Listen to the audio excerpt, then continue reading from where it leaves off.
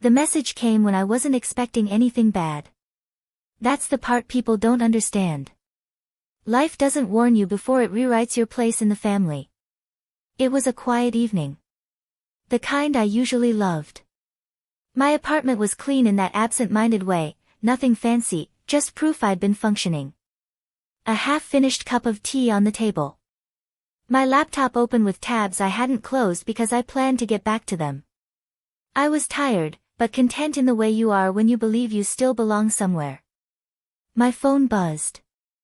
I glanced at it casually, already assuming it was a reminder or a group chat update about Mom's retirement party. The one we'd all been talking about for weeks. The one that marked the end of her career, decades of early mornings, late nights, and sacrifices she liked to remind us of. Instead, it was a direct message. From my sister. 6 words. Don't come to Mom's retirement party. I read it once. Then again. Then a third time, slower, like pronunciation might change the meaning. My first reaction wasn't pain. It was disbelief. I actually laughed. A short, breathless sound that escaped before my brain could catch it. My sister had always been dramatic. She loved control, loved speaking for people, loved deciding what everyone else could handle. I assumed this was another one of her moments, some misunderstanding, some overreach she'd later brush off. So I waited. Seconds later, another message appeared. She doesn't want you there. The room went still. Not silent, still. Like the air itself paused to watch my reaction. My thumb hovered over the screen. I didn't type back right away. I needed context. Logic. A sentence that explained how a mother could celebrate a lifetime of work while excluding one of her own children.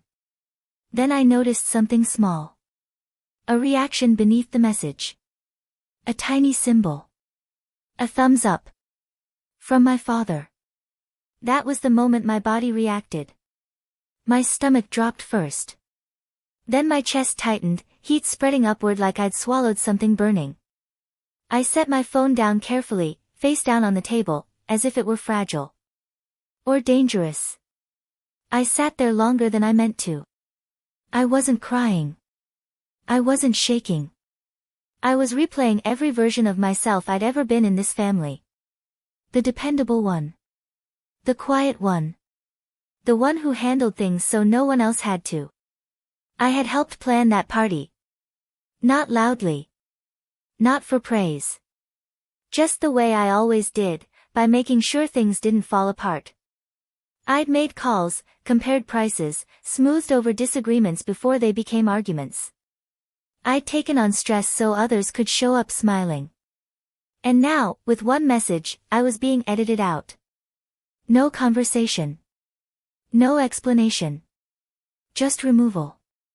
I picked up my phone again. There were so many things I could have said. Why? Did Mom actually say that? What did I do? Instead, I typed one word. Okay. I stared at it before sending, wondering if that single word would finally make someone ask how I felt. It didn't. I sent it anyway. The seconds that followed felt unreal, like standing outside your own life watching someone else make decisions for you. My sister didn't reply. My father didn't call. No one rushed in to clarify or soften the blow. That told me everything. I wasn't being excluded by accident. I was being excluded because everyone believed I would accept it. I leaned back on the couch and let the truth settle where denial had been. This wasn't about a party. This was about permission. About who was allowed to take up space. Who was expected to stay quiet. Who could be erased without consequences. And sitting there in the dim light of my living room, with my phone silent and my name suddenly optional, I felt something unfamiliar rise beneath the hurt. Not anger. Not yet. Clarity. Because if they thought I would disappear gracefully. If they believed they could celebrate without me after everything I'd held together.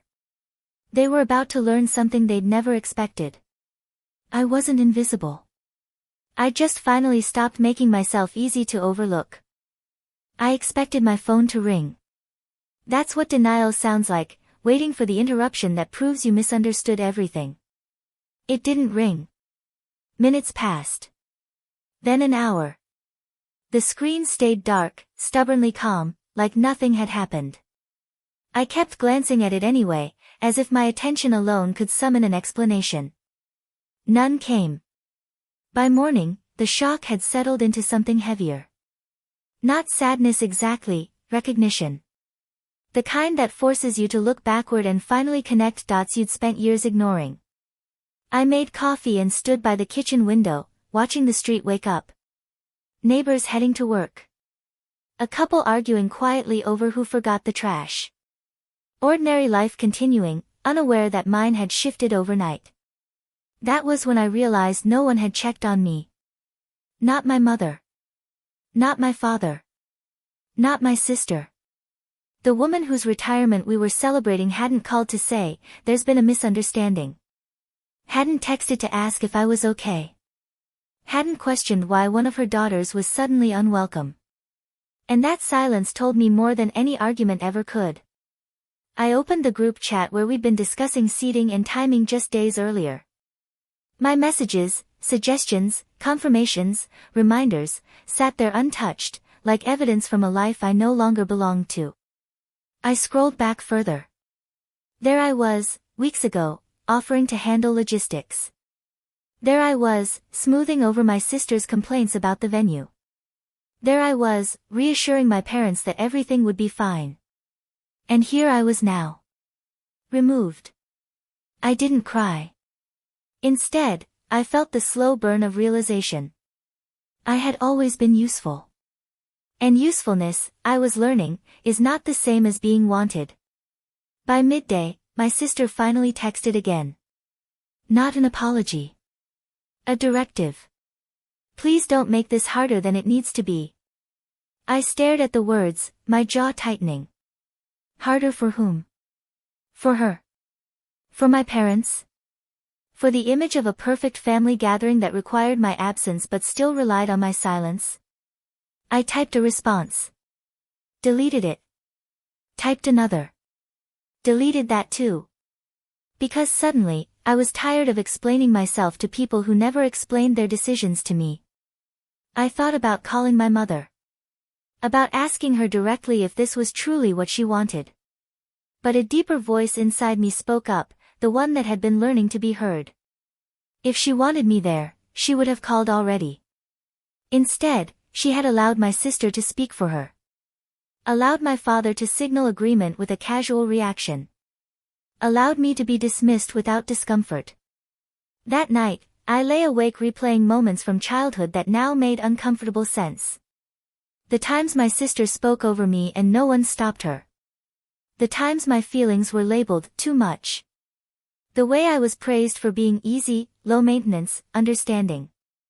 I had mistaken that praise for love. It was training. Training to accept less. Training to stay quiet. Training to step back so others could shine. The next morning, a strange calm settled in. I opened my laptop, not to beg for inclusion, not to draft an emotional message, but to look at the plans I'd helped put together. The guest list. The reservations. The details that made the party possible. I realized something then that made my hands still. They hadn't removed me because I was unnecessary. They'd removed me because they assumed I wouldn't resist. Because I'd always been the one who absorbed disappointment without consequences. I closed my laptop and leaned back in my chair. For the first time since the message arrived, I allowed myself to feel something sharper than hurt. Resolve. I didn't know yet what I was going to do. I just knew this. I would no longer play a role that required me to disappear so others could feel comfortable. They had made a choice. And soon, whether they liked it or not, I would make mine. There's a point in every betrayal where confusion turns into clarity. For me, it came quietly. Not in a heated phone call. Not in tears on the bathroom floor. But in the stillness of a decision I hadn't even realized I was ready to make. I stopped waiting. No more checking my phone for missed calls. No more drafting messages in my head, hoping to find the right words that would make them see me again. I finally understood something that felt both liberating and devastating. They didn't need more information. They needed my compliance. And I was done giving it. That afternoon, I opened my email and began canceling the things I'd arranged. One by one. Calmly. Professionally. No drama in the wording. No emotional subtext. Just facts. Unfortunately, I need to withdraw from this booking. Please consider this my formal cancellation.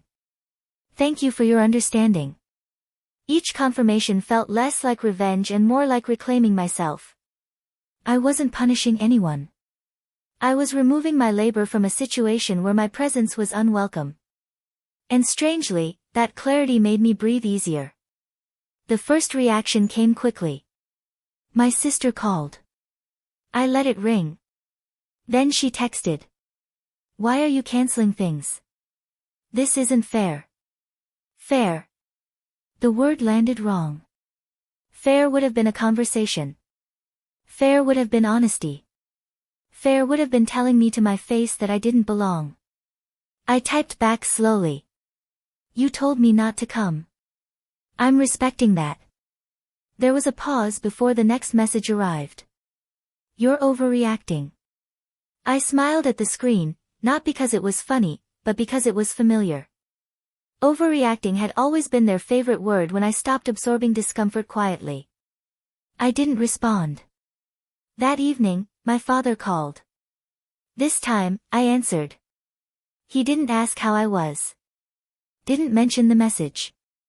Didn't explain the thumbs-up reaction that still burned in my memory. Instead, he said, your sister's very stressed. This party means a lot to your mother. I listened without interrupting, letting him talk himself into the truth. So does your decision, I replied when he finished. I'm just accepting it. He sighed, as if I were the problem.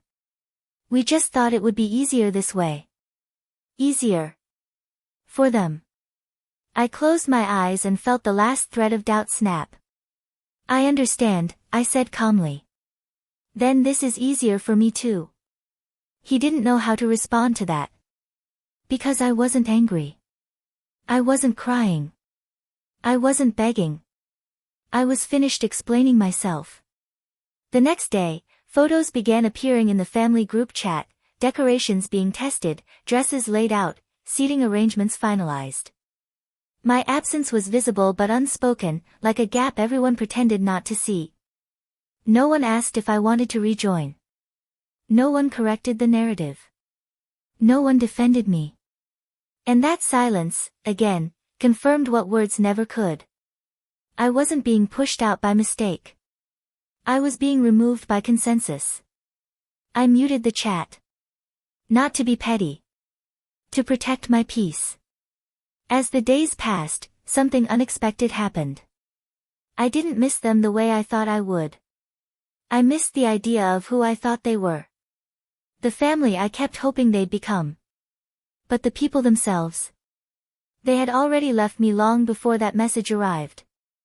The night before the party, I sat alone in my apartment, listening to the rain tap softly against the window. I imagined them rehearsing smiles, finalizing details, congratulating themselves on keeping everything drama-free. I wondered if any of them felt the absence. Or if they were relieved. I didn't feel angry. I felt awake. And in that awareness, I made myself a promise. I would never again shrink so others could feel bigger. I would never again explain my worth to people invested in ignoring it. I would never again confuse being tolerated with being loved. They had their celebration. I had my self-respect. And tomorrow, when the party happened without me, something else would happen too, something none of them saw coming. I would stop being the background support in a story that never truly included me. I would step into my own. The day of the retirement party arrived without ceremony. No knot in my stomach. No urge to drive past the venue. Just a quiet awareness that something significant was happening without me, and that I was finally okay with that. I spent the morning doing ordinary things. Laundry. Groceries. Small tasks that anchored me to the present.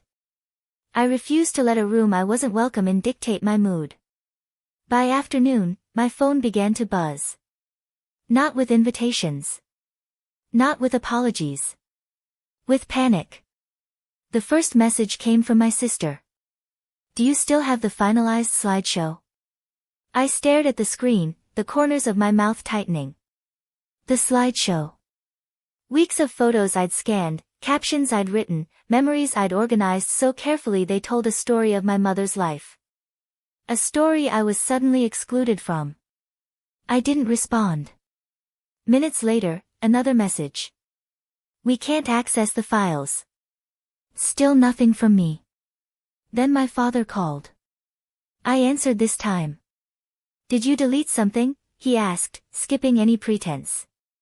"No," I said evenly. "I withdrew my access." A pause. "You knew we needed that." I looked around my apartment, quiet, grounded, mine. "You knew I wasn't welcome." Silence filled the space between us. "You're doing this on purpose," he said finally. I let the accusation hang. "No," I replied. "I'm doing what you asked. I'm not involved."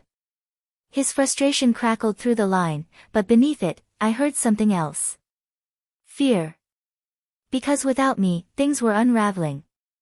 The venue had the wrong seating chart. The catering order was missing confirmations. The slideshow, unfinished and inaccessible, was supposed to be the emotional centerpiece. The party they planned without me had been built on the assumption that I'd still quietly hold it together. I hadn't realized how much they depended on my invisibility until I took it back. My sister sent another message, sharper this time. "You're embarrassing us." I read it twice. Then I typed my response. I was already embarrassed. "You just didn't notice." I put my phone down and didn't pick it up again for hours. When I finally did, the family group chat was alive with forced cheer and thinly veiled stress. Blurry photos. Crooked decorations. Smiles that didn't quite reach the eyes. Someone had tried to recreate the slideshow using random pictures from social media. The captions were wrong. The order made no sense. It was obvious. The absence wasn't just mine. It was the absence of care. That evening, my mother called. Her voice was tight, confused. "Why didn't you come?" she asked. I closed my eyes. "You didn't want me there," I said softly. There was a pause. A genuine one this time. "That's not what I said." I took a breath. "But it's what happened." I didn't accuse. I didn't defend. I stated a fact. She sighed, and in that sound lived years of avoidance. "I didn't think it would be this big of a deal," she said. I swallowed. "Being excluded from your life isn't small to me." She didn't respond right away. "I just wanted today to be easy," she said finally. And there it was. Ease had been chosen over honesty. Comfort over courage. Image over inclusion. "I understand," I replied. "I've been making things easy my whole life." She didn't argue with that. We hung up shortly after, the conversation unfinished but truthful in a way it had never been before. Later that night, as I sat in the quiet of my living room, I realized something profound. They'd wanted a celebration without tension. Without conflict. Without discomfort. What they got instead was exposure. Not because I attacked them. Not because I caused a scene. But because when I stopped holding everything together, the cracks were impossible to ignore. The party ended. The decorations came down. The photos were posted. And beneath the smiles, something had shifted. They knew now. I wasn't dramatic. I wasn't difficult. I was necessary. And I had finally chosen not to be used without being valued. The consequences were only beginning. The days after the party felt strange. Not heavy. Not explosive. Just exposed. No one apologized. Not properly. There were no long messages taking responsibility, no heartfelt attempts to understand what they'd done. Instead, there were fragments. We should talk sometime. Things got out of hand. Let's not make this bigger than it needs to be. They spoke in soft language, as if gentler words could erase sharper actions. I didn't rush to respond. For the first time in my life, I didn't feel responsible for smoothing things over. Distance settled in, not as punishment, but as protection. I stopped initiating conversations. Stopped offering solutions. Stopped anticipating needs no one asked me to meet. And something unexpected happened. I felt lighter. Not because it didn't hurt. But because I wasn't carrying everyone else's discomfort anymore. My sister finally confronted me a week later. She didn't ask how I was. She didn't ask if she'd crossed a line. She said, "Mom's been upset. You really embarrassed her." I listened quietly. "Did you tell her you asked me not to come?" I asked. She hesitated just long enough. "That's not the point. It always amazes me how quickly truth becomes irrelevant when it's inconvenient." "That is the point," I said. "You made a decision about my place in the family without me. I just respected it." She scoffed. "You're acting like a victim." I took a slow breath. "No," I replied. "I'm acting like someone who noticed." That ended the conversation. My father reached out next. His approach was different, softer, measured. "Families don't keep score," he said. I smiled sadly. "They do," I replied. "They just pretend they don't when the score favors them." He didn't disagree. He asked if I planned to move past this. I told him I already had. Because moving past something doesn't always mean returning to the same place. Sometimes it means choosing a new one. Weeks went by. The emotional noise quieted. The constant expectation that I'd eventually bend faded into something like resignation. I noticed changes in myself. I stopped flinching when my phone buzzed. I slept better. I laughed more freely, with friends who didn't require me to minimize myself. I began to understand that what I'd lost wasn't connection. It was obligation. The obligation to be easy. The obligation to absorb disappointment silently. The obligation to keep showing up for people who didn't show up for me. One afternoon, my mother came by unexpectedly. She looked older somehow. Tired in a way that went beyond age. "I didn't mean to hurt you," she said. I believed that. But intent, I'd learned, doesn't cancel impact. "I know," I replied. "But it happened anyway." She nodded slowly. "I didn't stop it," she admitted. That was the closest thing to accountability I'd ever heard from her. "I need you to understand something," I said gently. "I won't fight to be included anymore. If I'm wanted, I'll know. If I'm not, I'll step back." Her eyes filled, but she didn't argue. "I don't want to lose you," she said. I reached for her hand. "You won't," I said. "But things can't stay the same." When she left, I sat in the quiet and let that truth settle. Distance wasn't abandonment. It was clarity. I wasn't disappearing from my family. I was stepping out of a role that had required me to be smaller than I am. And in that space, where obligation once lived, something healthier was growing. Self-respect. The kind that doesn't shout. The kind that doesn't demand. The kind that simply refuses to be erased again. Taking your power back doesn't always look like confrontation. Sometimes it looks like restraint. The weeks after everything settled into a new rhythm. Not the one my family was used to, where I anticipated needs and filled gaps before they were noticed, but a quieter, steadier one that belonged to me. I stopped reaching out first. I didn't announce it. I didn't explain it. I just stopped. At first, there was confusion. Then irritation. Then, finally, adjustment. Because when someone has always been available, their absence forces people to confront what they took for granted. My sister tried one last time to reassert control. She sent a message that read, "We should all just move on. This distance is unnecessary." I stared at it for a long moment before replying. "Distance isn't punishment," I typed. "It's what happens when boundaries finally exist." She didn't respond. And that told me more than any argument could have. My relationship with my parents changed too.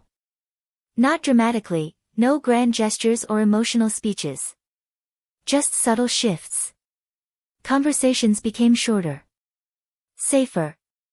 More honest. I no longer pretended everything was fine to keep them comfortable. And they no longer assumed I'd sacrifice myself to maintain appearances. One evening, my father admitted something he'd never said out loud. "We thought you'd always understand." I nodded. "I did," I said. That was the problem. He didn't argue. My mother, over time, began reaching out directly. Small things. Neutral topics. An unspoken acknowledgement that letting my sister control the narrative had cost her something. She never asked me to return to how things were. And I never offered. Because growth doesn't reverse itself just because others are nostalgic for your silence. Months later, another family event came up. This time, no one told me not to come. Instead, I received a simple message. "We'd like you there, if you want to be." I read it carefully. And for the first time, I understood the difference between obligation and choice. I went. Not to prove anything. Not to reclaim a role. But to show up as myself, present, aware, and unwilling to disappear. No one tested me. No one joked at my expense. No one assumed I'd handle things behind the scenes. And when I left early, no one questioned it. That's what respect looks like. Quiet. Unforced. Real. Driving home that night, I realized something important. I hadn't taken my power back in one dramatic moment. I'd taken it back piece by piece. By not begging. By not explaining. By not shrinking. By letting people experience the consequences of a version of me they could no longer access. My sister and I aren't close now. And that's okay. Closeness that requires self-erasure isn't closeness, it's control. My parents are learning. Slowly. Imperfectly. But they are learning. And me? I'm no longer afraid of being left out. Because I've learned how to include myself. In my own life. In my own decisions. In my own worth. They tried to erase me from a celebration meant to honor a lifetime of work. What they didn't realize was this. By stepping back, I finally stepped into my power. And this time, I'm not giving it away again.